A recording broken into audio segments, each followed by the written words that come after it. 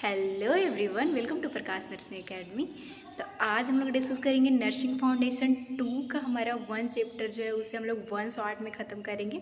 पूरा according to INC syllabus मैं आपको समझाऊंगी और इम्पॉर्टेंट क्वेश्चन इसमें कौन सा है उसे इलाबरेट करके नोट्स भी दूंगी और उसे हाईलाइट भी करवाऊंगी। तो वीडियो के लास्ट तक बने रहिएगा और चैनल पे नए हैं तो सब्सक्राइब कर लीजिएगा। Nursing foundation 1 according to your syllabus मैं न्यू जो सिलेबस है उसके अकॉर्डिंग ख़त्म करवा चुकी हूँ। आप नहीं देखे हैं तो चैनल के प्लेलिस्ट में जाके देख सकते हैं। चलिए बिना टाइम के वेस्ट किए हुए आज का वीडियो स्टार्ट करते हैं। नर्सिंग फाउंडेशन 2 में फर्स्ट यूनिट हमारा हेल्थ असेसमेंट। सीरीगनेस करते हैं आज नर्सिंग फाउंडेशन। सो हेल्थ असेसमेंट का ओवरव्यू देखें तो इसमें आपको यही पढ़ना होगा कि किस तरह से नर्स जो है जब एक पेशेंट हॉस्पिटल में आता है तो पूरा बॉडी पार्ट को चेक करती है और उसे इन्फॉर्मेशन लेके उसी के बेसिस पे डायग्नोसिस बनाती है और फिर उनको ट्रीटमेंट देती है। तो ये कैसे कैसे होता है सारा चीज़ें यही पढ़ेंगे। तो सबसे पहले आपको मैं सिलेबस दिखा देती हूँ। नर्सिंग फाउंडेशन 1 हमारा पूरा अकॉर्डिंग टू योर सिलेबस खत्म हो गया। इंपॉर्टेंट क्वेश्चन भी उसमें भी हाईलाइट करवाई थी और इसमें भी पूरा सिलेबस देखेंगे कौन सा इंपॉर्टेंट है उसको मैं इलाबोरेट अपने नोट्स के थ्रू ही कर देती हूँ और कैसे आपको एग्जाम में लिखना है सारा चीज़ इसमें डिस्कस होगा। सो हेल्थ असेसमेंट पहला है और सबसे फर्स्ट दिया है इंटरव्यू टेक्निक। लेकिन इससे पहले हम लोगों को देखना होगा हेल्थ असेसमेंट का डेफिनेशन, इंट्रो क्या है और इसके बाद पर्पस देख लेंगे तब इंटरव्यू टेक्निक देखेंगे। तो इंट्रो देखते हैं। हेल्थ असेसमेंट हेल्प करता है identify client need, clinical problem और nursing diagnosis, evaluate response person of health problem and intervention. ये बेसिक सा बोल रहा है कि क्लाइंट की क्या नीड है, क्यों हॉस्पिटल आया है, उनको क्या प्रॉब्लम है और इसी के थ्रू नर्सिंग डायग्नोसिस बनाने में और चेक करके असेसमेंट करके इवेल्युएट करते हैं कि हम डायग्नोसिस ट्रीटमेंट दिए वो सही है कि नहीं। ये सारा रिस्पॉन्सेस असेसमेंट के थ्रू हमें पता चलती है क्या हम लोग इंटरवेंशन दिए, क्या हेल्थ प्रॉब्लम थी। अगर डेफिनेशन देखें तो हेल्थ असेसमेंट एक ऑर्गेनाइज सिस्टमेटिक ह्यूमन बॉडी इसमें एग्जामिन करते हैं। पूरा सिस्टम हेड टू टो जो कि हम लोग आगे देखेंगे, जिसमें इन्वॉल्व होता है सेंसरी ऑर्गन नर्स अपनी यूज करती है लाइक आई ईयर ये सब यूज करके और डिटरमाइन करती है physical and mental condition patient के बॉडी का और उसी के बेसिस पे डाटा कलेक्ट करती है।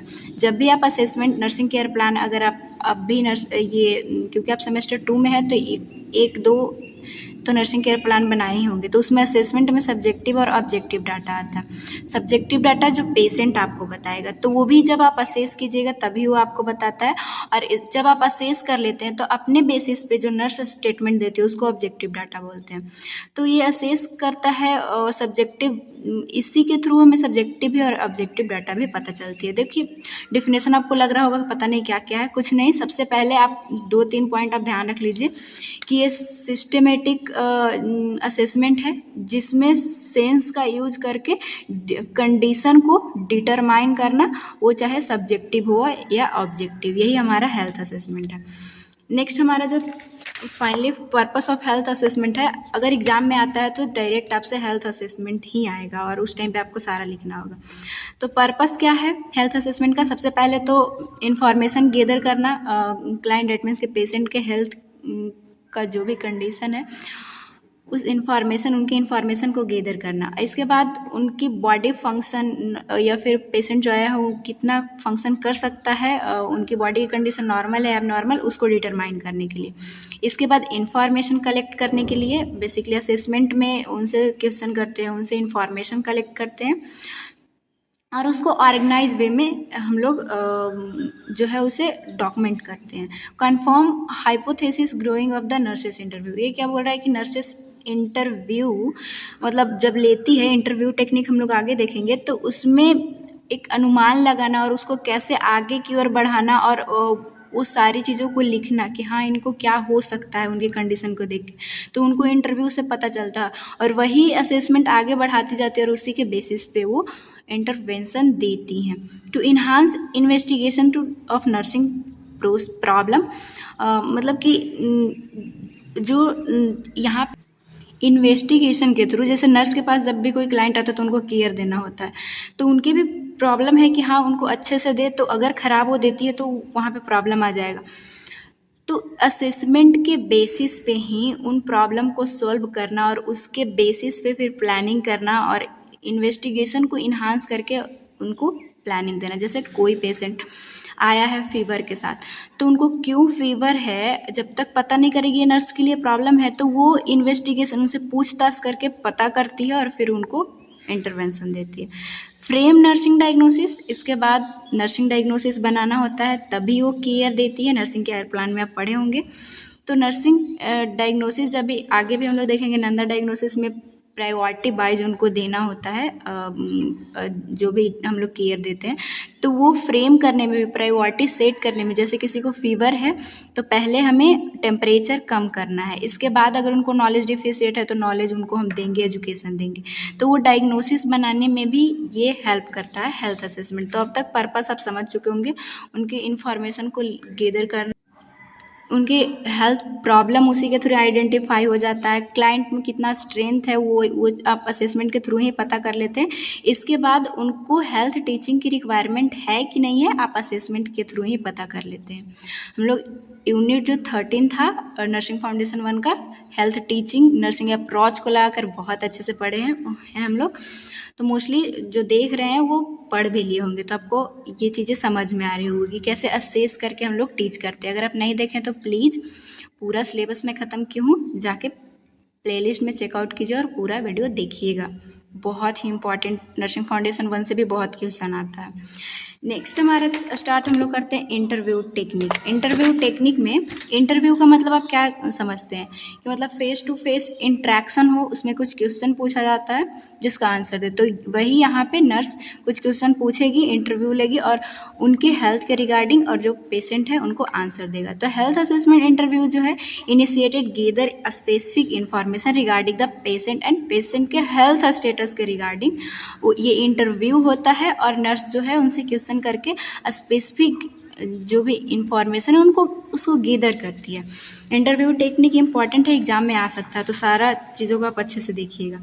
यह जो है ये गेटवे है, मतलब हम लोग जब बात करते हैं उनसे सारे क्वेश्चन पूछते हैं तो उसी टाइम पे हमारा नर्स पेशेंट रिलेशनशिप जो है वो मेंटेन होता है, जैसे कि हम लोग साइकोलॉजी में भी पढ़े हैं। इसके थ्रू पेशेंट को ईजी, मतलब वो सपोर्टेड एंड एम्पावर्ड फील करता है। आप एक बात का ध्यान रखिएगा, आप खुद भी कभी हॉस्पिटल में गए होंगे तो जितना अच्छे से डॉक्टर या नर्स आपसे बात करेगी, आपकी प्रॉब्लम को समझने की कोशिश करेगी, उतना आपको अच्छा फील होगा और आपको लगेगा कि हाँ यहाँ पे हमें सपोर्ट मिलेगा और हम ठीक हो जाएंगे। तो ये है इंटरव्यू टेक्निक का थोड़ा सा इंट्रो देख लिया। अब कुछ इंटरव्यू स्ट्रैटेजी लगाना होता है, इंटरव्यू लेना कैसे है। तो सबसे पहले इंटरव्यू कैसे होता है, इनिशिएट, जैसे कि आप कॉलेज में नाम लिखवाने आए तो सबसे पहले तो इनिशिएटिव लिए यहाँ पे आए। इसके बाद मतलब इनिशिएटिव सेशन, मतलब डायरेक्टर या फिर जो जिनके थ्रू भी आप आए होंगे कॉलेज में, तो ये इनिशिएट किया अपना सेशन। इसके बाद कॉलेज के बारे में इंफॉर्मेशन गेदर किया, फिजिकल एग्जामिनेशन, डैट मीन्स कि यहाँ के लैब सारा चीज़ आप कॉलेज के बारे में देखे होंगे अगर आपका प्राइवेट कॉलेज होगा तो।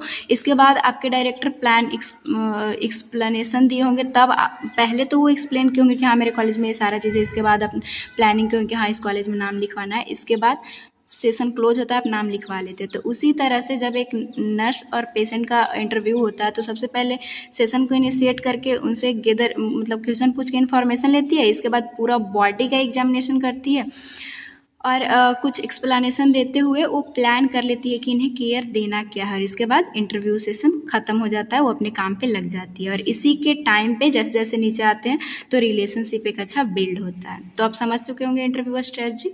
कुछ पॉइंट और आपको ध्यान रखना है, कुछ मोस्ट इफ़ेक्टिव टेक्निक यूज होता है जब इंटरव्यू टेक्निक से हम लोग हेल्थ असेसमेंट कर रहे होते हैं। तो सबसे पहले ज़रूरी है कि किसी का भी आप कभी भी इंटरव्यू ले रहे हैं तो एक अच्छे से एक्टिव लिसनिंग सुनिए। इसके बाद क्वेश्चन आपको पूछते रहना है, ये एक एक करके और भी इलेबोरेट करके देखेंगे। सबसे पहले देख लेते हैं कौन कौन सी है। नॉन वर्बल कम्युनिकेशन, और इसी तरह से आपको एग्जाम में भी लिखना है। एम्पैथी, वैलिडेशन और रीअश्योरेंस होना चाहिए। इसके बाद समराइजेशन और इसके बाद एम्पावरमेंट, ट्रांजिशन, ये सब सारा चीज़ क्या होता है एक एक करके देखते हैं। सो याद करने के लिए मैं ट्रिक भी दूंगी, सबसे पहले देख लेते हैं एक्टिव लिसनिंग क्या होता है। एक्टिव लिसनिंग में आपको ये सारी चीज़ों को ध्यान रखना होगा। जब भी आप क्लास में बैठते हैं तो क्या करते हैं, अगर आपको टीचर से कोई क्वेश्चन मतलब उनसे कुछ एक्सप्लेनेशन चाहिए होता है, तो आप ओपन एंडेड क्वेश्चन पूछते हैं, मतलब कि ज़्यादा विस्तार करके ना कि हाँ मैम ये चीज़ें क्या है। तो उसी तरह से अगर कोई पेशेंट फीवर के साथ आया है तो आपको फीवर क्यों हुई, तो वो एक्सप्लेन करना स्टार्ट करेगा और आप सुनेंगे, क्वेश्चन पूछेगा तभी तो वो आंसर देगा, तभी तो आप सुन पाइएगा। इसके बाद रिक्वेस्ट क्लेरिफाइंग, जब आपको समझ में नहीं आता है कॉलेज में तो आप रिक्वेस्ट करते हैं कि मैम एक बार और, तो उसी तरह से कि हाँ क्या हुआ था आपके साथ एक बार और बताइएगा। और इसके बाद अटेंटिव, वो जो बता रहा है आपको अटेंड होकर सुनना भी है। और इसके बाद जो आप हाँ कि मुझे बहुत ज़्यादा सर दर्द हो रहा था, तो उसके बाद आपके फेस पे भी वो रिफ्लेक्ट आना चाहिए कि हाँ दर्द में कैसा वो फेस फील कर रहा होगा। और वो चीज़ जब आपका फेस पे दिखेगा तो जो क्लाइंट है वो बताने में और अच्छा महसूस करेगा कि हाँ मेरी बातों को समझ रही है ये। इसके बाद सबसे पहले एक्टिव लिसनिंग और इसके बाद एडेप्टिव क्वेश्चन पूछिए। एडेप्टिव क्वेश्चन उसी से रिलेटेड, डैट मीन्स कि उनको फीवर है तो उसी से रिलेटेड आप क्वेश्चन पूछिए, जैसे कि guided question help patient flow his history, कि हाँ मुझे सर दर्द हुआ, इसके बाद बहुत फटीग लग रहा था, तो उसके स्टोरी में वो फ्लो रहेगा। पूछेगा और क्या क्या हुआ, तो इस तरह से आपको पूछना है। General question making them specific, पहले जनरल क्वेश्चन पूछे और इसके बाद आगे की ओर चलते जाइए। जैसे कि किसी को प्रेगनेंसी में प्रॉब्लम है तो पहले आपको क्या होता है, वॉमिटिंग क्यों लगता है, ये सारी चीज़ें आप पूछते जाइएगा। और उनके स्टेटमेंट को आपको रिपीट भी करना है, जिसको हम लोग इकोइंग बोलते हैं, बहुत इंपॉर्टेंट है, ये एमसीक्यू में पूछ सकता है। तो ये चीज़ों को आपको ध्यान में रखना है। वो बोले कि हाँ मुझे वॉमिट हो रहा था, तो अच्छा आपको वॉमिट भी हो रहा था, इस तरह से आपको स्टेटमेंट को रिपीट करना। इसके बाद एम्पैथी, वैलिडेशन एंड रीअश्योरेंस क्या होता है, इसमें आता है, देखिए ये मैं वहाँ पे 3 में लिखी हुई है, 4 में, तो उससे कोई दिक्कत नहीं है, सारा ये सीक्वेंस से कोई प्रॉब्लम नहीं होगा। तो एम्पैथी का मतलब क्या है, एम्पैथी आप पहले भी पढ़े होंगे कि वो चीज़ जो वो बोल रहा है उसको फील करना। Understand about what patient experiencing, वो क्या एक्सपीरियंस कर रहा है वो आपको समझना है, वर्बल या फिर नॉन वर्बल। जैसे कि वो बात कर रहा है, आपको बता रहा है कि मुझे वॉमिट लग रहा है या फिर फटीग लग रहा है, तो कि हाँ हाँ मैं समझ सकती हूँ, हाँ ऐसा होता है, इन वर्ड को आपको यूज करना है। इसके बाद वो अगर रो रहा है, नॉन वर्बली वो रोते हुए आपको दिख रहा है, तो आपको टिश्यू पेपर भी देना है ताकि उनको अच्छा फील हो। इसके बाद ये रीअश्योरेंस या वैलिडेशन क्या होता है, वैलिडेट कीजिए, उनको बताइए कि आप जो फील कर रहे हैं वो नॉर्मल चीज़ें ही है। अगर किसी को भी ऐसा होगा, बुखार होगा, तो उनको सर दर्द होता है, ये चीज़ें नेचुरल है, मतलब उनको ऐसा ना लगे कि मेरे को गलत कहीं ये ना समझे, उनको वैलिडेशन और रीअश्योर भी करते रहना है। इसके बाद नॉन वर्बल कम्युनिकेशन जो यूज करेगा वो टेक्निक में आपको ध्यान रखना है कि वो जो nurse also aware non verbal communication, जैसे patient posture, eye contact, facial expression कैसा बना रहा है, इंटरव्यू टेक्निक में आपको वो भी ध्यान देना होगा। और इसके बाद use putting hand the patient arm, आप उनसे इंटरव्यू ले रहे हैं तो उनके आर्म पे हाथ रख सकते हैं, ये डिपेंड करता है कि पेशेंट कैसा है। थेराप्यूटिक टच उस टाइम पे आपको देना है, ऐसा नहीं, मतलब हाँ उनको सपोर्ट के लिए आप उस तरह से अपने हाथ को उनके आर्म पे रख भी सकते हैं। इसके बाद आपको पार्टनिंग एंड समराइजेशन, मतलब कि आप पूरा इंटरव्यू जब आप ले चुके, क्वेश्चन पूछ लिए, उनको जो प्रॉब्लम था ये सारा चीज़ एम्पैथी ये सब देने के बाद जब आपका सेशन क्लोज होने वाला है तो वो क्या क्या चीज़ें बताया उसको समराइज कीजिए एक बार, कि हाँ आपको अच्छा फीवर हुआ था, फटीग, फीवर में आपको पहले हेडेक हुआ था, फटीग लग रहा था, बहुत ज़्यादा आप ब्रीदिंग आपका रेट हाई हो गया था, तो ये सारा चीज़ एक बार समराइज कर दीजिए।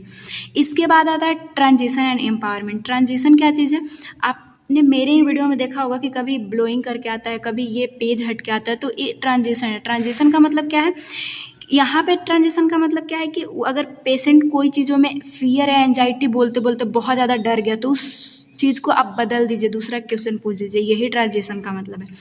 एम्पावरमेंट क्या होता है, patient feel vulnerable when experiencing health problem, जब आपको वो बताता है तो बहुत अपने आप को असहाय फील करता है। मेकिंग एम्पावर, उनको आपको एम्पावर करना है, उनको बोलना है कि जो भी हम लोग मेडिकल टीम हैं वो पॉजिटिव आउटकम के लिए आपके लिए ही काम करें और बहुत जल्दी आप ठीक हो जाइएगा। तो इस तरह से आप इंटरव्यू ले, इंटरव्यू टेक्निक इम्पॉर्टेंट है।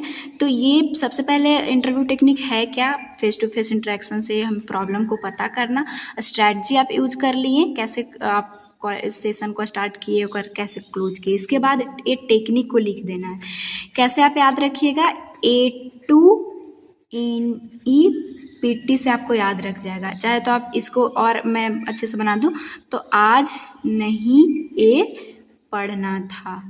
पता नहीं आप कब पढ़ रहे हैं। अगर एग्ज़ाम टेस्ट नहीं है तो आप सोचेंगे कि आज नहीं पढ़, या फिर कभी कभी आपको क्लास में पढ़ने का मन नहीं रहता तो आप बोलते कि आज तो ये नहीं पढ़ना था यार, क्यों मैम पढ़ा रही है। इस तरह से आप इंटरव्यू टेक्निक को याद रखिएगा, एग्जाम के लिए इम्पॉर्टेंट था। जैसे जैसे मैं बताई हूँ उस तरह से लिखिएगा, अच्छे मार्क्स आएंगे। मैं आपको क्वालिटी कंटेंट देती हूँ ताकि आप उस चीज़ को पूरा लिख सकें, और कैसे लिखना है सारा चीज़ कवर करती हूँ। अगर आपका मेरा नोट्स का तरीका अच्छा लगता है तो एटलीस्ट लाइक करके हमें बताइएगा कि हाँ आपको भी पसंद आता है। वैसे मैं सारे एस्पेक्ट को ध्यान रखती हूँ कि कहाँ पे कैसे आपको एग्जाम में लिखना होगा। नेक्स्ट आता है ऑब्जर्वेशन टेक्निक। ऑब्जर्वेशन टेक्निक यहाँ पे आप देख सकते हैं, इंटरव्यू टेक्निक के बाद ऑब्जर्वेशन टेक्निक है। तो जब भी असेस करते हैं तो ऑब्जर्व तो करना ही होगा, तभी तो आप असेस कर पाइएगा। तो observation refer to the attentive use of senses की यूज करके इंफॉर्मेशन को गैदर करना, जैसे कि आँख के थ्रू ही हम लोग ऑब्जर्व करेंगे सारी चीज़ों को, या फिर सेंसरी में हम लोग नोज उनकी ऑल्फैक्शन ऑर्डर को ये स्मेल कर सकते हैं, या फिर ईयर के थ्रू साउंड सुन सकते हैं। तो उस तरह से ऑब्जर्व करना और इन्फॉर्मेशन सेंस का यूज़ करके इन्फॉर्मेशन गैदर करना, बस सिंपल सा। इसके बाद systematic process to collect data about patient. इसमें क्या होता है कि सिस्टमेटिक प्रोसेस है। सिस्टमेटिक क्यों बोला जाता है, क्योंकि सिस्टम वाइज हेड से टो तक कैसे कैसे जाना है, इस अप्रोच को लगाकर पेशेंट का डाटा कलेक्ट करते हैं। कुछ प्रिंसिपल जो आपको ध्यान में रखना होगा। सबसे पहले नर्सिंग ऑब्जर्वेशन जो है वो मल्टी फैक्टेड होता है, मतलब मेनी एस्पेक्ट, बहुत सारे एस्पेक्ट होते हैं।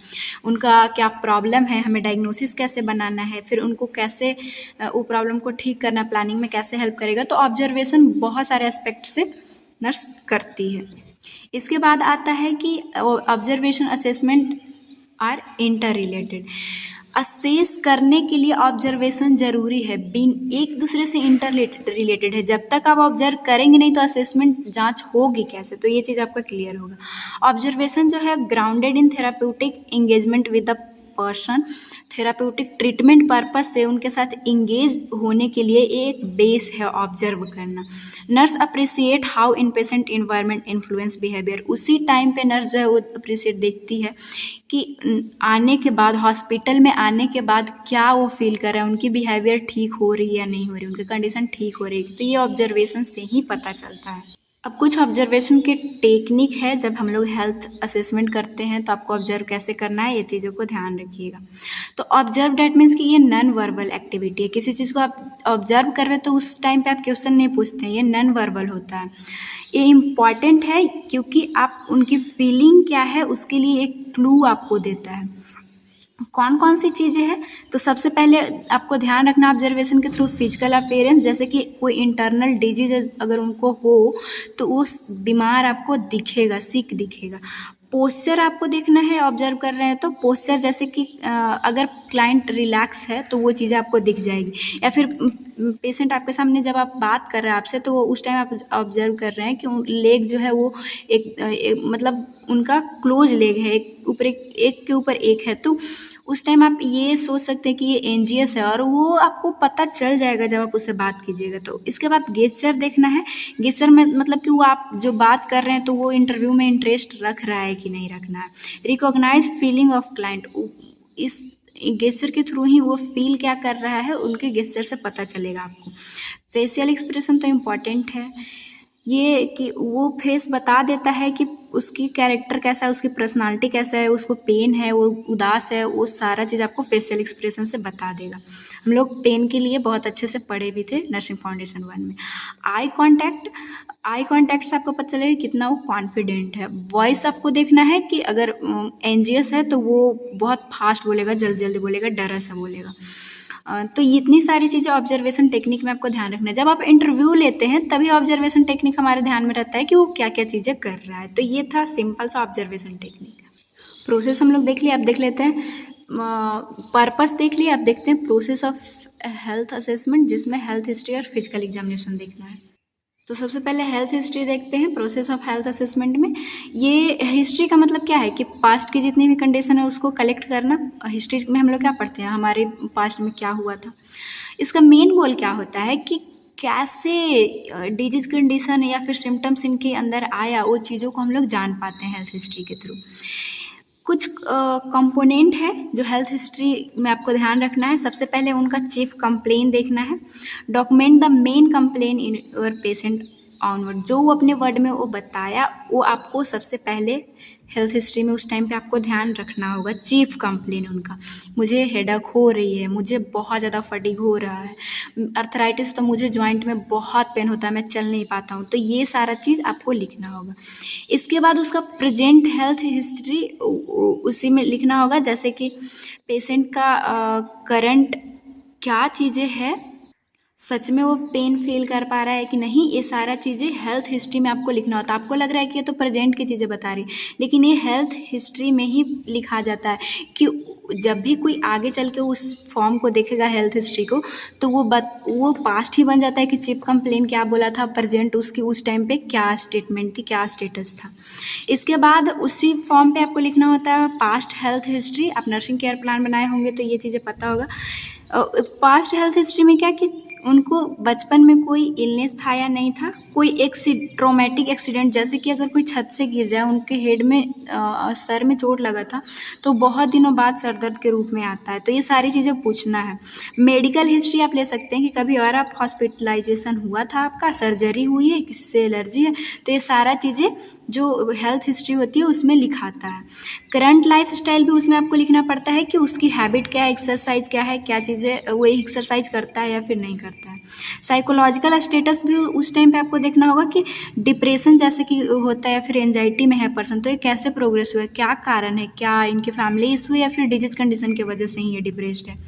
फैमिली हिस्ट्री मोस्ट है हेल्थ हिस्ट्री में। आप कभी भी हॉस्पिटल जाते होंगे तो आपसे फैमिली हिस्ट्री लिया जाता होगा, उससे जेनेटिक इवैल्यूएशन होता है कि आपके फैमिली में प्रेजेंट था तो जीन के थ्रू आप में भी ये आया है।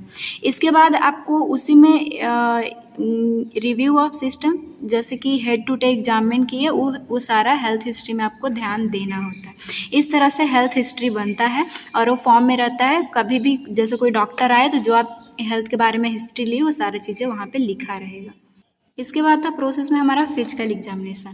फिजिकल एग्जामिनेशन रूटीन टेस्ट है जो कि प्राइमरी केयर प्रोवाइडर जो फर्स्ट टाइम मिलते हैं, जैसे नर्स या डॉक्टर जो हो गए, परफॉर्म करते हैं वो ओवरऑल हेल्थ के। फिजिकल एग्जामिनेशन बॉडी में क्या प्रॉब्लम है, फंक्शन अच्छा कर रहा है कि नहीं कर रहा है, फिजियोलॉजी हम लोग यही तो देखते हैं, तो वही बॉडी से रिलेटेड सारा चीज़ यहाँ पे देखेंगे, जो प्राइमरी केयर प्रोवाइडर ज़्यादातर नर्स ही देखती है।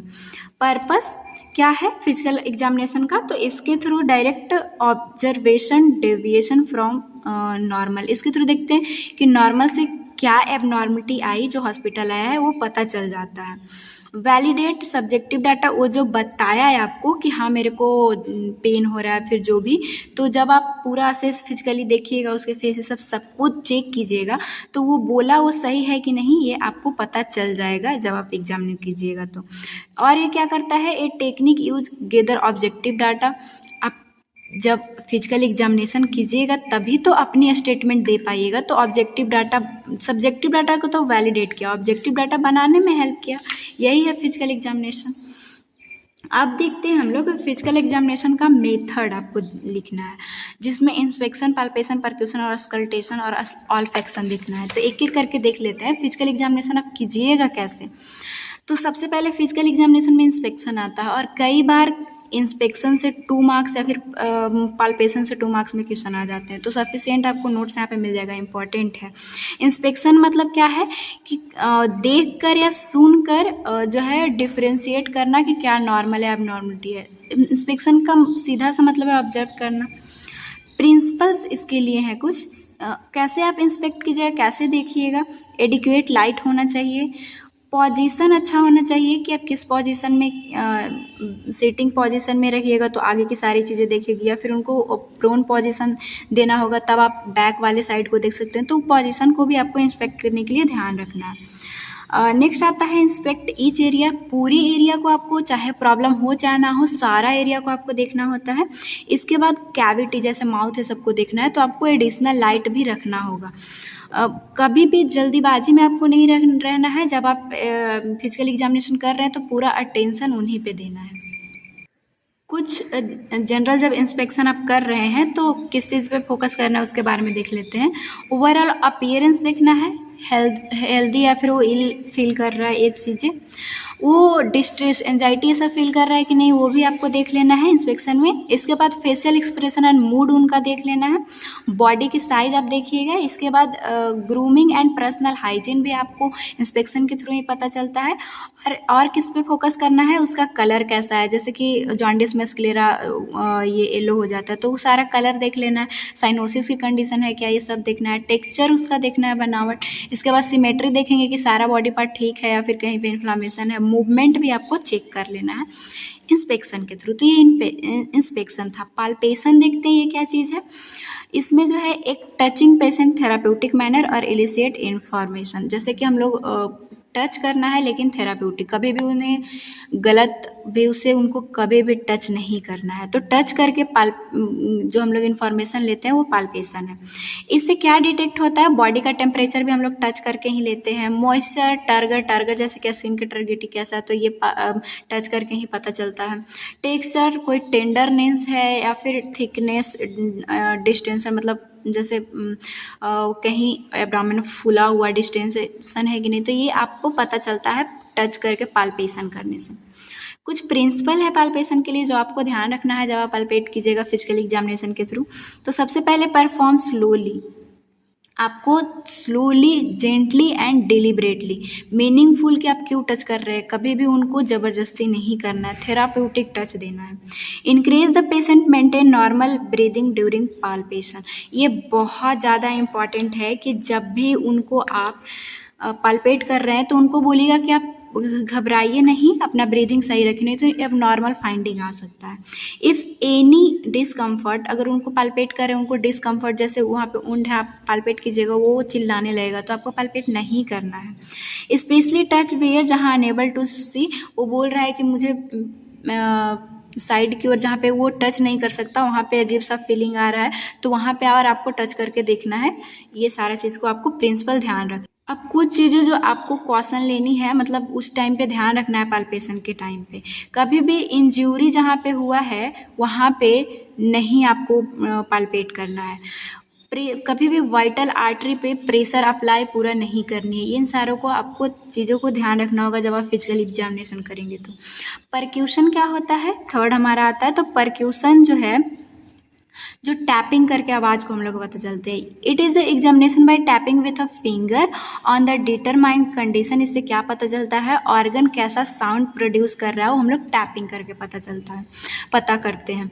कुछ क्या डिटेक्ट करते हैं, इससे क्या पता करते हैं, जैसे उसमें तो सिर्फ टच कर रहे थे तो हमें टेंडरनेस से पता चल रही थी। इसमें क्या डिटेक्ट करते हैं, हेल्प डिटरमाइन बॉडी में जो एयर होती है, फ्लूइड होती है, फिर वो उसमें कितना मास है, सॉलिड मास, साइज, शेप को हम लोग टैपिंग के थ्रू ये सारा चीज़ें डिटेक्ट होता है। इसके बाद कॉमन मेथड क्या है, अच्छा करते कैसे हैं, कुछ लोगों को पता होगा, कुछ लोगों को नहीं पता होगा। तो सबसे पहले इंटरफ्लेंजियल जॉइंट मिडल फिंगर का, ये हमारा मिडल फिंगर है, नॉन डोमिनेंट, बेसिकली जो लेफ्ट हैंड ज़्यादा लोगों का नॉन डोमिनेंट होता है, तो उसको स्किन पे रखिए। और इसके बाद जो मिडल फिंगर आपका डोमिनेंट हैंड का है, इस तरह से आपको टैपिंग करना होता है। टैपिंग का मेन जो मेथड है वो यही है। जैसे आपको एब्डोमेन का करना है, लंग्स का करना है, तो पहले ये हाथ रखिए नॉन डोमिनेंट हैंड का, इंटरफ्लेंजियल जॉइंट यहाँ पे होता है, एनाटॉमी आप अब तक तो पढ़ चुके हैं। तो इस तरह से आपको टैपिंग करके और आवाज़ आपको सुनाई देता है। जैसे कि विसरल लीवर के पास आप कीजिएगा तो डल साउंड सुनाई देती है। क्यों? क्योंकि वहाँ पे वो लीवर एक मतलब सॉलिड मास है तो डल साउंड सुनाई देगा। लंग्स के पास आप कीजिएगा तो रेजोरेंट साउंड टोन सुनाई देता है, क्योंकि वहाँ पे फ्लूइड सब होती है, जिसका क्या कैरेक्टरिस्टिक है कि लो पिच होगा, लॉन्ग ड्यूरेशन के लिए होगा। और लंग्स के पास एक हॉलो क्वालिटी का साउंड सुनाई देता है, जैसे कि कुछ पाइप में बह रहा है, ऐसा आपको फील होगा। और जब एम्फाइसीमा की कंडीशन होती है तो जैसे हम लोग फिजिकल एग्जामिनेशन के थ्रू नॉर्मल एंड एबनॉर्मल चीज़ों को पता करते हैं, तो जब एम्फाइसीमा की कंडीशन होती है तो हाई रेजोरेंट साउंड सुनाई देता है, बहुत ज़्यादा टोन वाली, जो कि एबनॉर्मल होती है। तो ये था परक्यूशन मेथड, इम्पॉर्टेंट है, इसे आप कैसे करते हैं ध्यान रखिएगा और समझे भी होंगे। इसके बाद आता है अस्कल्टेशन 4 मेथड हमारा फिजिकल एग्जामिनेशन का। इसमें जो है वो साउंड सुनते हैं, स्टेथोस्कोप या फिर एक फिटोस्कोप आता है, या फिर डायरेक्ट अपने ईयर को बॉडी जो है उस पे रख के और सुनना। इसमें बेसिकली स्टेथोस्कोप का ही ज़्यादा यूज होता है, इसी को हम लोग अस्कल्टेशन बोलते हैं। फिटोस्कोप क्या होता है, ये फिटोस्कोप स्टेथोस्कोप के लाइक ही होता है, आप स्टील का देखे होंगे इस तरह से, और इस एरिया बेस वाले एरिया को फिटस चाइल्ड की हार्ट बीट को सुनने के लिए हम लोग यूज करते हैं। तो ये अस्कल्टेशन मेथड हो गया। आप अभी तक जानते होंगे स्टेथोस्कोप ही, लेकिन फिटोस्कोप भी इसी में यूज होता है अस्कल्टेशन में, बच्चे को हार्ट बीट को सुनने के लिए। तो ये आप ध्यान रखिएगा, ये इम्पॉर्टेंट है नॉर्थ सिटी सब एग्जामों के लिए भी। अब हियर क्या सुनाई आप देता है आपको, जैसे कि लब डब साउंड आप हार्ट पे रखिएगा, स्टेथोस्कोप को तो सुनाई देता है। बावेल साउंड भी सुनाई देती है, जैसे 5 से 10 पर मिनट पे वो गर्गल या क्लिक टाइप पे स्टेथोस्कोप रखते तो आपको साउंड सुनने को मिलता है। अच्छा, आप कैसे अस्कल्टेट करके साउंड को पता करिएगा, क्या चीज़ आपको आना चाहिए। तो सबसे पहले तो हियरिंग एक्यूटी आपको सुनना अच्छे से आना चाहिए। इसके बाद स्टेथोस्कोप का एक अच्छा नॉलेज होना चाहिए। आज तक कई नर्स को तो ये पता होगा कि जो बीएससी नर्सिंग में है कि स्टेथोस्कोप खाली डॉक्टर यूज़ करते हैं। हमें फिजिकल एग्जामिनेशन करना होता है तो स्टेथोस्कोप हम क्यों नहीं यूज़ कर सकते, वो हमें सारी चीज़ों में वाइटल साइन लेने के लिए स्टेथोस्कोप का यूज है। फिजिकल एग्जामिनेशन का एनजी ट्यूब डालते हैं, सारी चीज़ों में स्टेथोस्कोप का यूज़ करते हैं, तो हम फिर क्यों नहीं स्टेथोस्कोप यूज़ करेंगे। तो स्टेथोस्कोप आपके पास होना चाहिए, उसका नॉलेज भी आपको होना चाहिए कैसे यूज़ करते हैं। इसके बाद डायरेक्टली स्किन पे रखना होता है, कभी भी कपड़ा पे आप नहीं रख सकते, क्लॉथ पे नहीं, तो वो चीज़ें आपको पता होनी चाहिए। इसके बाद आपको कंसंट्रेशन और प्रैक्टिस चाहिए, तब आप साउंड को सुन सकते हैं स्टेथोस्कोप से। लास्ट हमारा ऑल्फैक्शन आ जाता है। यह एक मतलब ऑल्फैक्शन से समझ में आ रहा है कि स्मेल के थ्रू चीज़ पता करना इन्फॉर्मेशन को। इसमें जैसे कि प्लास्टर कास्ट हुआ है तो हम लोग कैसे कब ऑल्फैक्शन का यूज़ करते हैं वो देखते हैं। तो प्लास्टर कास्ट है और वहाँ से स्वेट हो रहा है, हैवी थिक ऑर्डर या फिर अजीब सा ये आ रहा है, तो हम लोग सोचते हैं कि उस वहाँ पे इन्फेक्शन हुआ है तभी ऐसा स्मेल आ रहा है। तो ये नॉर्मल। सो फिजिकल एग्जामिनेशन में ये जो मेथड 4 मेथड सब ज़्यादा इंपॉर्टेंट था, इंस्पेक्शन, पाल्पेशन, परक्यूशन और अस्कल्टेशन। ये ऑल्फैक्शन आपको याद नहीं रखना है, ये मेथड ध्यान रखना है, वहाँ पे लिखिए। आपको एग्जाम में ये चीज़ें आएगी या फिर ये एमसीक्यू में भी पूछ सकता है। नेक्स्ट आता है preparation of examination patient and unit. किसी चीज़ एग्जामिन फिजिकल असेसमेंट करने के लिए किस तरह से प्रिपेयर करेंगे वहाँ की यूनिट, वार्ड को और पेशेंट को। तो चलिए वो चीज़ को हम लोग डिस्कस करते हैं। सबसे पहले यूनिट का प्रिपरेशन किस तरह से करना है, तो इन्वायरमेंट अगर देखें सराउंडिंग में, तो पेशेंट के प्राइवेसी के लिए चीज़ें होनी चाहिए। एडिक्वेट लाइट होना चाहिए ताकि आप ऑब्जर्व कर सके, देख सके। और ऐसी मतलब कोई जैसे ड्रेस वहाँ पे लॉक करे या फिर कोई ऐसा टूल ये सब होना चाहिए जहाँ पे इक्विपमेंट रख सके। और इक्विपमेंट अगर देखें तो इक्विपमेंट का पहले वो कैसा होना चाहिए, तो setup readily available manner and easy to use. As ready एकदम होना चाहिए, ये नहीं कि एक बार हम लोग उसे यूज किए बिना स्टेराइल किए रखे हुए तो नेक्स्ट टाइम वो यूज ही ना हो। तो ये इम्पॉर्टेंट है कि उसे आप अवेलेबल रखें ताकि तुरंत उसे यूज कर सकें। इसके बाद क्या होना चाहिए, उसकी फंक्शनिंग भी सही होना चाहिए। है चीज़ें लेकिन अगर सही नहीं है तो उसका क्या फ़ायदा, तो वो चीज़ें भी देखनी होती है। कौन कौन सी इक्विपमेंट नेसेसरी है यूनिट में एग्जामिनेशन के लिए, फिजिकल एग्जामिनेशन के लिए। तो सबसे पहले तो पेपर पेन होना चाहिए जिस पे सारी चीज़ें लिखाएगी, इंटरव्यू ये सब जो आप किए। इसके बाद टेप मेजर होना चाहिए ताकि आप हाइट को ये मेजर कर सकें। क्लीन ग्लव्स होना चाहिए, थर्मोमीटर होना चाहिए, कॉमन चीज़ें, स्फाइग्नो मैनोमीटर बीपी चेक करने के लिए, स्टेथोस्कोप होना चाहिए, विजुअल एक्यूटी चार्ट जिसमें ये विजन को चेक किया जाता है। आप लोगों ने देखा होगा बड़ा फिर छोटा होते जाता है, तो ये आपके लैब में भी होगा। स्टेराइल नीडल होना चाहिए ताकि कोई भी ज़रूरत पड़े ये ब्लड सब निकालने का। कॉटन बॉल होना चाहिए, वाइटल साइन ट्रे होना चाहिए जिसमें सारी चीज़ें थर्मोमीटर ये सब रहेगी, kidney tray and paper bag होना चाहिए। इतनी इक्विपमेंट जो मोस्ट इम्पॉर्टेंट है, और भी सारी चीज़ें होती है लेकिन इतना रहना चाहिए। वो तो था कि कैसे यूनिट को हमें प्रिपेयर करना है, जहाँ पे सारा चीज़ सराउंडिंग सही होना चाहिए। इक्विपमेंट का मेन ध्यान रखना था कि वो सारी चीज़ें होना चाहिए। अब पेशेंट को कैसे प्रिपेयर कीजिएगा, तो सबसे पहले साइकोलॉजिकल प्रिपरेशन, उनको बता दीजिए कि मैं आपको हेड से टो पूरा एग्जामिन करने वाली हूँ ताकि आपकी कंडीशन हमें पता चल सके। So explanation must be provided the patient regarding each step of a statement. आप क्या कर रहे हैं, कैसे चेक करने वाले हैं, उनको सारा आपको एक्सप्लेन करना होगा। Keep explanation simple and clear, patient feel free to ask doubt. मतलब ऐसा एक्सप्लेनेशन दीजिए कि वो उनके मन में ज़्यादा डाउट ना हो कि हाँ आपकी कंडीशन को असेस कर रहा हूँ, आपके डिजीज़ कंडीशन को असेस करने के लिए सारा चीज़ें हमें करना है, एकदम छोटा और सिंपल दीजिए। नेक्स्ट, ये तो साइकोलॉजिकल हो गया। एज ग्रुप भी आपको देखना होगा, डिफरेंट एज के लिए इंटरव्यू स्टाइल अलग होता है। जैसे कि आप देखेंगे एक बच्चा को अगर आप असेस कर रहे हैं तो वो फेशियल एक्सप्रेशन गेस्चर पोस्चर कुछ नहीं देगा, और वही बड़े सब कुछ देते तो आप सब कुछ समझ पाते हैं। तो ये सारी चीज़ें एज ग्रुप भी आपको देखना होगा। पोजीशन एग्जामिनेशन के लिए इंपॉर्टेंट है। सबसे ज़्यादा तो सिटिंग पोजीशन यूज होता है, बाकी अगर रेस्पिरेटरी से रिलेटेड प्रॉब्लम हमें चेक करना हो तो फॉलर भी दे सकते हैं। स्टैंड खड़ा करवा के भी चेक करते हैं। कभी कभी सुपाइन या फिर प्रोन, हमें बैक एरिया देखना हो तो प्रोन, या फिर डोर्सल रिकम्बेंट जो कि वेजाइना है सबके चेक के लिए हम लोग ये देखते हैं। जितने पॉजिशन देंगे सब आप लिख सकते हैं अगर एग्जाम में आए तो, जो कि हम लोग यूनिट जो नर्सिंग फाउंडेशन 1 का था उसमें हम लोग डिस्कस कर चुके हैं, कैसे क्या होता है सारा चीज़ हम लोग का डिस्कस। नेक्स्ट आ जाता है जनरल असेसमेंट, इसको देखते हैं। सो जनरल का मतलब क्या आप समझते हैं? जो नॉर्मली कोई चीज़ स्पेसिफिक ना हो, एकदम से नॉर्मली सारी चीज़ों को देखना, तो उसी के टाइप आएगा। इसमें देखते हैं कि यह जो है extremely useful tool for nurses, assess करना, असेस करके ही वो सारी चीज़ों को पता करती है, तो ये एक यूजफुल टूल है नर्सेस के लिए। इसके थ्रू जो है assessment nurse get description patient के सिम्टम के बारे में जानती है, और क्या identify problem, help in create different diagnosis, उसी के हेल्प से वो डायग्नोसिस बना पाती है, जिससे वो नर्सिंग केयर प्लान बना के ही नर्स अपना केयर देती है, तो वो सब करने में उनको हेल्प होता है।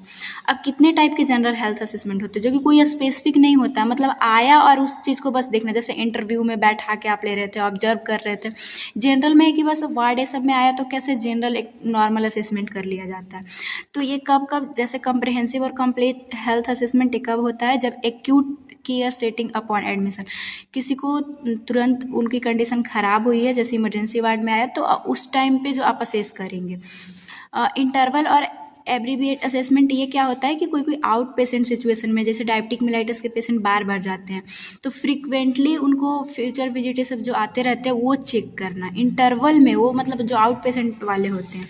इसके बाद प्रॉब्लम फोकस्ड असेसमेंट आता है, किसी प्रॉब्लम को लेकर after a complete evaluation has related to potential health condition, problem focus recommended होता है।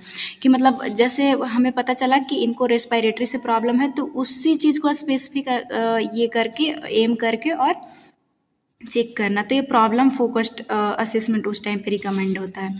Assessment for a special population, जैसे कि आप देखे होंगे कभी कभी पूरा प्रेग्नेंट जो पेशेंट, प्रेग्नेंट वुमेन होती है या फिर इन्फेंट एल्डरली, कभी कभी उनके स्पेशली लोगों को उन सारे लोगों को असेस किया जाता है जनरली, एकदम देखा जाता है कि इनकी कंडीशन क्या है। तो इस तरह से जनरल असेसमेंट कुछ नहीं था, एग्जाम में भी नहीं पूछेगा, बस आप ध्यान रखना किसी स्पेसिफिक चीज़ को नहीं ये टारगेट किया गया कि हमें इंटरव्यू लेना है या फिर कुछ और करना, बस हाँ जो नॉर्मली सबके लिए हो जनरल असेसमेंट में आएगा। इस यूनिट का सबसे ज़्यादा important assessment of each body system, head to toe examination बहुत ज़्यादा इंपॉर्टेंट है, तो ये ध्यान दीजिएगा अच्छे से। तो चलिए क्या करके देखते हैं। हेड टू टो एग्जामिनेशन ये इस बॉडी सिस्टम में आएगा, और हम लोग शुरू से देख रहे हैं कि ऑर्डर वे में असेस करना, तो कैसे किन किन बातों को कहाँ से स्टार्ट करना रहता है, कैसे ख़त्म करना रहता है, वो चीज़ों को देखेंगे।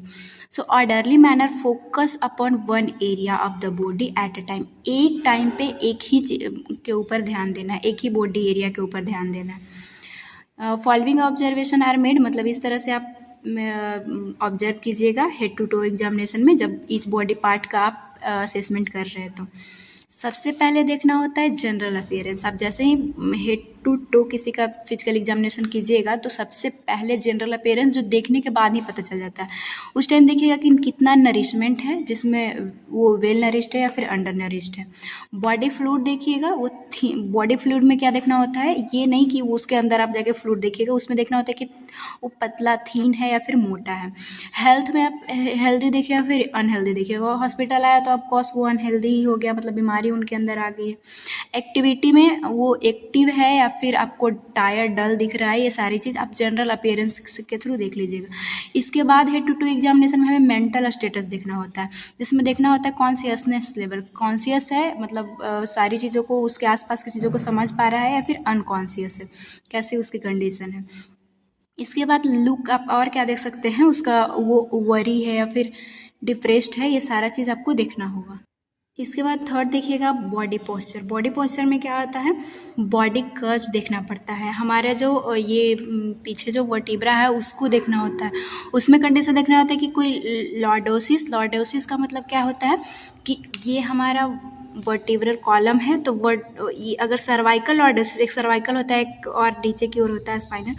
सो अगर ये इस तरह से है नीचे की ओर, ऐसे जैसे पेशेंट है ये, तो अगर ये इधर की ओर है उसका जो सर्वाइकल के पास का वर्टिब्रा है वो अगर इनवर्ड अगर अंदर की हो तो लॉर्डोसिस का कंडीशन बोलते हैं। नेक्स्ट काइफोसिस देखना है। काइफोसिस में आपको ये जो उनका बैक एरिया है यहाँ पे आपको अपवर्ड दिखेगा, ये इनवर्ड था ये अपवर्ड, पेशेंट ऐसे खड़ा है तो ये अपवर्ड की ओर देखेगा उनके गले के पास। एक आता है स्कोलियोसिस, ये क्या है, ये जो है वो एक पेशेंट मतलब इस तरह से अगर वो खड़े हैं पीछे की अगर हम देख ले तो उनका वर्टिब्रल कॉलम जो है वो सी शेप्ड का इस तरह से कुछ बन जाता है। सो ये लेटरल देख रहे थे हम लोग, इस तरह से देखे तो ये कंडीशन आपको ध्यान रखना है कि लॉर्डोसिस क्या होता है। काइफोसिस में सीट ये इधर से ऐसे बन रहा है, कर्व कर्व आपको ध्यान रखना है काइफोसिस में, और स्कोलियोसिस में सी टाइप से ऐसे जो है वो साइडवे में निकल जाता है। तो ये बॉडी कर्व्स आपको ध्यान रखना होगा। मूवमेंट अगर देखें तो देखना है कि नॉर्मल है या फिर एबनॉर्मल है। स्किन कंडीशन फोर्थ पॉइंट पे आपको असेस करना होगा, जिसमें स्किन का कलर वो साइनोसिस कहीं है कि नहीं। साइनोसिस क्या कंडीशन है, हम लोग रेस्पिरेटरी सिस्टम फिजियोलॉजी में पढ़ चुके हैं। साइनोसिस कंडीशन होती है कि अगर हमारे बॉडी के जो लास्ट वाले पार्ट है वहाँ पे अगर ब्लड ना मिले तो वो ब्लूइश कलर हो जाता है, तो वो आपको देखना है। टेक्सचर देखेंगे कि वो ड्राई है या फिर रिंकल है या फिर एक्सेसिव मॉइस्चर है, कैसा है वो देखिएगा। टेम्परेचर वार्म कोल्ड कामी क्या वो आप टच करके पता कर लीजिएगा। वेसिकल्स क्या वुंड है, ये सारी चीज़ों को आपको ये लीजन ये सब में देखना होगा। नेक्स्ट हमारा आता है फिफ्थ में आपको हाइट और वेट भी देखना होगा, जो कि आप मेजर करिएगा वहाँ टेप के थ्रू। अब हम लोगों को देखना है हेड और फेस, जिसमें हेड में आप स्काल्प पहले देखिए, जो ऊपर का स्काल्प है वो क्लीन है, कंडीशन ऑफ हेयर कैसा ज़्यादा थिन है या फिर क्या डैंड्रफ है, इन्फेक्शन जो कि रिंग वर्म के वजह से जो इन्फेक्शन है सब होता है, जो ये सब को आपको देखना है कि है कि नहीं है। फेस पे आप हेड टू फेस देख रहे हैं तो ये तो हेड स्काल्प पे देखिए। इसके बाद फेस पे आप क्या देखिएगा, उनके फटीग, पेन, फियर, एंजाइटी या फिर पैरोटिड ग्लैंड कहीं लार्ज तो नहीं है, सारी चीज़ आपको देखना होगा हेड एंड फेस में। आई में आप क्या देखिएगा, आईब्रो आप सबसे पहले देखिएगा वो मतलब नॉर्मल है या फिर एब्सेंट है। आई लैसेस देखिएगा तो उनमें इन्फेक्शन, अस्टाई, अस्टाई का मतलब होता है कभी कभी आप देखे होंगे सिक्रेशन की वजह से उनका गंदा दिखता है जो, तो उस टाइप से आपको देखना होगा। आईलिड आप देखिएगा, आईलिड जो ऊपर ऊपर की जो आईलिड होती है वो, सो इसको आई लिड बोलेंगे।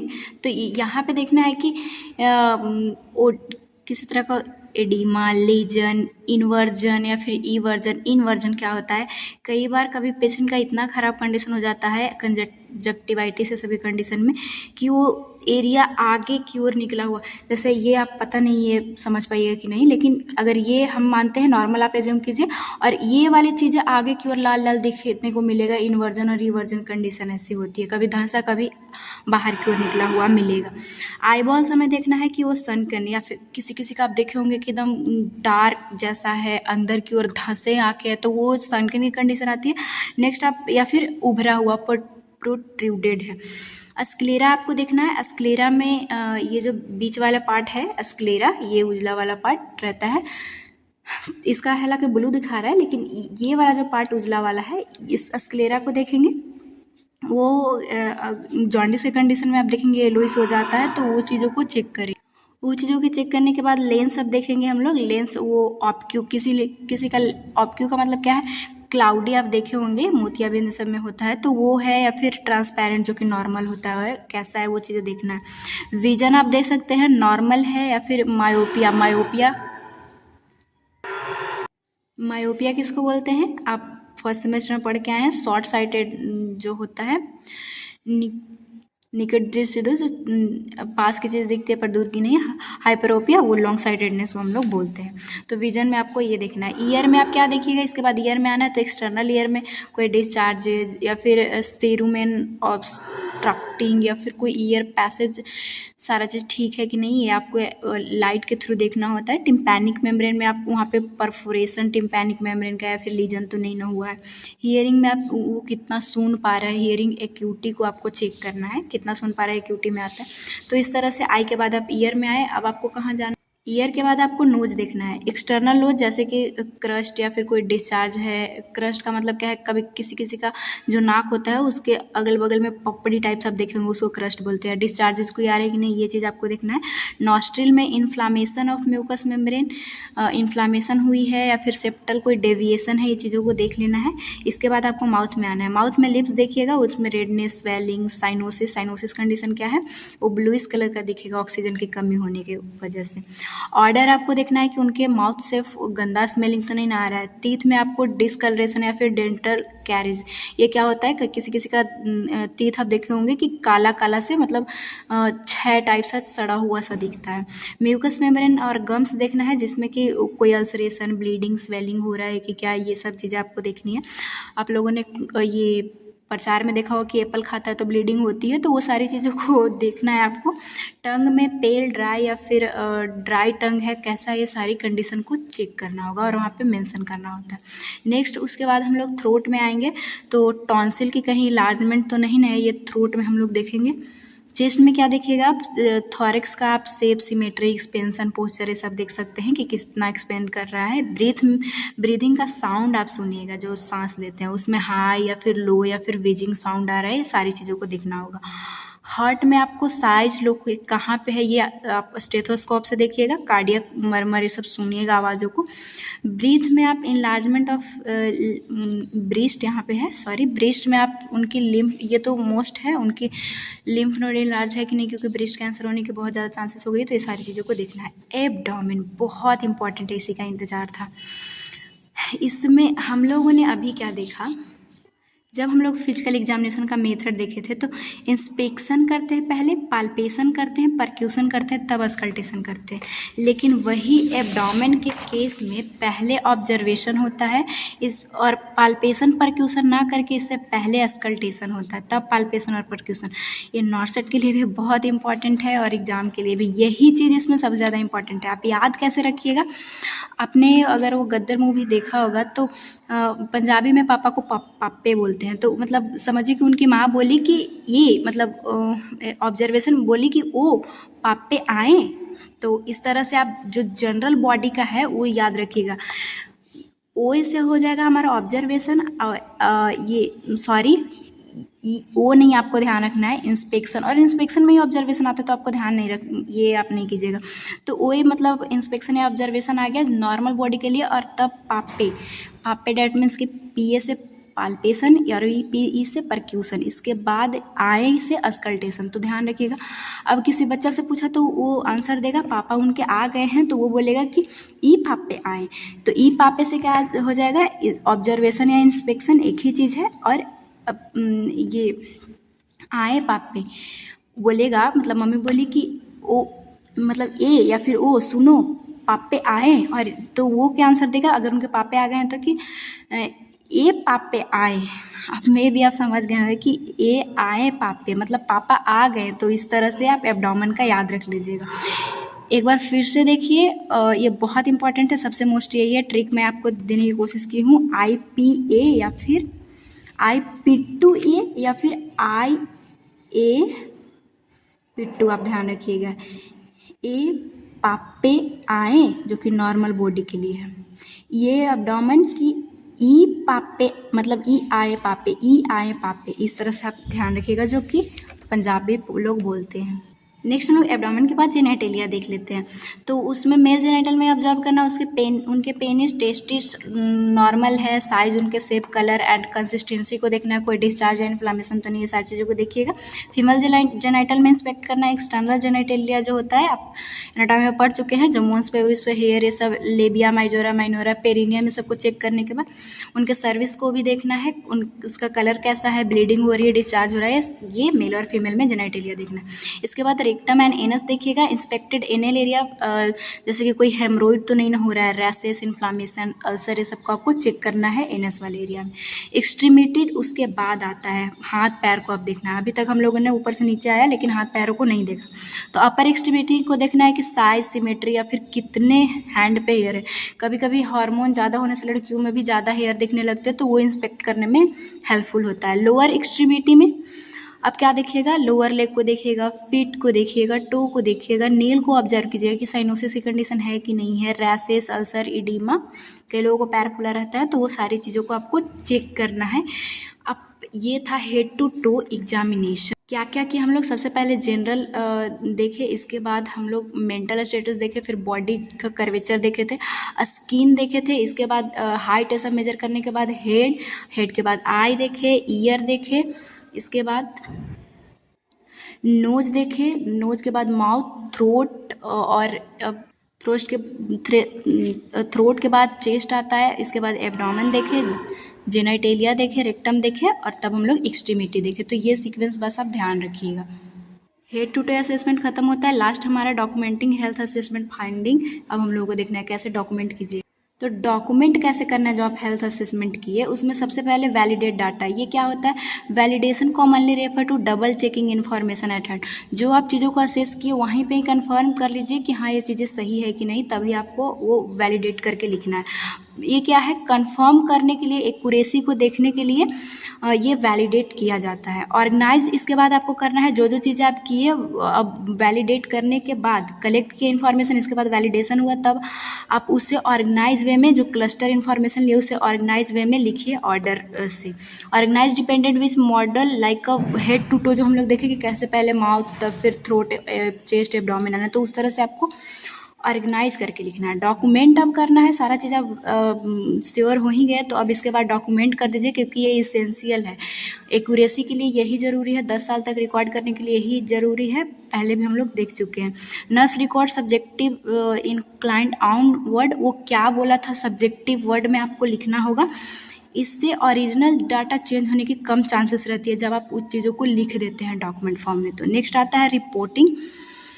रिपोर्टिंग का हम कब करेंगे, रिपोर्टिंग और डॉक्यूमेंटिंग, ये हम लोग वहाँ पे क्या देखे थे कि डॉक्यूमेंट का मतलब सिर्फ लिखा हुआ फॉर्म में रहेगा, रिपोर्टिंग कभी कभी हम लोग बोल के भी छोड़ दे सकते हैं। तो ये डिपेंड करता है कि पेशेंट की अगर कंडीशन ज़्यादा ख़राब ना हो तो डॉक्यूमेंट ना करे तो चलेगा, या फिर उसकी डिजीज कंडीशन उनका कैसा है वो डिपेंड करता है। अगर नॉर्मल है तो आप डॉक्यूमेंट ना करके रिपोर्टिंग मतलब बोल भी दिए डॉक्टर को कि हाँ इनको ऐसा कंडीशन हुआ था तो भी चलेगा। तो ये था नॉर्मल सा डॉक्यूमेंट करना। सबसे पहले वैलिडेट किए वहीं पे कि सारी चीज़ें सही है कि नहीं, उसको ऑर्गेनाइज कर दिए।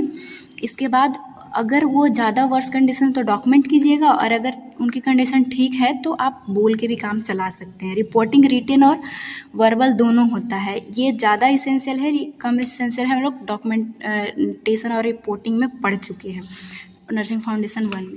तो यहाँ पे हमारा ख़त्म होता है यूनिट 1। अब हम लोग यूनिट 2 देखेंगे इसके बाद। तो ये मे भी आपको ये पूरा पॉइंट समझ में आया। अगर इम्पॉर्टेंट की यहाँ पे मैं बात करूँ तो इंटरव्यू टेक्निक और ऑब्जर्वेशन टेक्निक एक्सप्लेन करने के लिए डायरेक्टली क्वेश्चन आया हुआ है। इसके बाद मेथड इम्पॉर्टेंट है और एमसीक्यू वो पापे आए वाला आप ध्यान रखिएगा। इसके बाद head to toe examination important है, बस इतना ही इसमें इम्पॉर्टेंट है जो आपको एग्जाम टाइम में ओवरव्यू करना होगा। तो आई होप कि आपका ये यूनिट अच्छे से समझ में आया होगा और कौन सा इंपॉर्टेंट क्वेश्चन है ये भी समझ पाए होंगे आप। इसमें से 2-3 क्वेश्चन आते हैं क्योंकि ये फर्स्ट चैप्टर का ऐसे भी हर एक चैप्टर में वेटेज ज़्यादा होता है। सो अगर फिर भी कोई भी डाउट हो तो आप हमें कमेंट बॉक्स में लिख के बताइए। वीडियो कैसा लगता हो प्लीज़ हमें बताइएगा, और ऐसे इंटरेस्टिंग वीडियो देखते रहने के लिए चैनल को सब्सक्राइब कर लीजिएगा और अपने दोस्तों में भी ज़रूर शेयर कीजिएगा। Thank you.